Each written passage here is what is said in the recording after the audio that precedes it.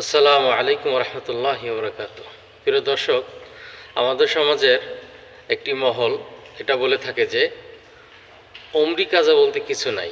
যদি কোনো মানুষ ইচ্ছাকৃতভাবে নামাজ ছেড়ে দেয় তাহলে শুধু তাওবা ইস্তেগফার করবে, এর কোনো কাজা নাই। অমরি কাজা বলতে কিছু নাই। প্রিয় সুধী, গত একটি ভিডিওতে বুখারী শরীফের 5976 হাদিস দ্বারা আমরা ব্যাখ্যা করেছিলাম, প্রমাণ করেছিলাম যে হাদিস দ্বারা প্রমাণিত যে অমরি কাজা রয়েছে। কেউ যদি ইচ্ছাকৃত নামাজ ছেড়ে দেয় তাহলে তা অবশ্যই কাজা করতে হবে, শুধু তওবা ইস্তেগফার করলে যথেষ্ট নয়।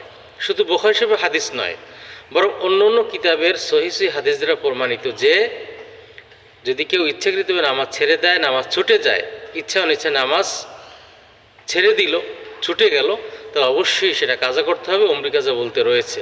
শুধু তাই নয়, ইমাম ইবনে আব্দুল বার রহিমাহুল্লাহ তার কিতাব আল ইস্তিসকার মধ্যে 4 ইমাম সহ সকল ইমামদের এবং ওলামাদের ইজমা নকল করেছেন যে সবাই একমত, কেউ যদি নামাজ ইচ্ছা অনিচ্ছা ছেড়ে দেয় তার অবশ্যই কাজা করতে হবে। কিন্তু দুঃখজনক হলো সত্য, আমাদের সমাজে যেই মহল বলে বেড়াচ্ছেন যে নামাজ ইচ্ছাকৃত ছেড়ে দিলে এর কোনো কাজা নাই, শুধু তওবা ইস্তেগফার করবে, এটা নিতান্তই দুঃখজনক। আল্লাহ জাল্লা শানু মেহেরবানি করে আমাদেরকে এই বিষয়টি বোঝার তৌফিক দান করেন। আসসালামু আলাইকুম রহমতুল্লাহি ওয়া বারাকাতুহু।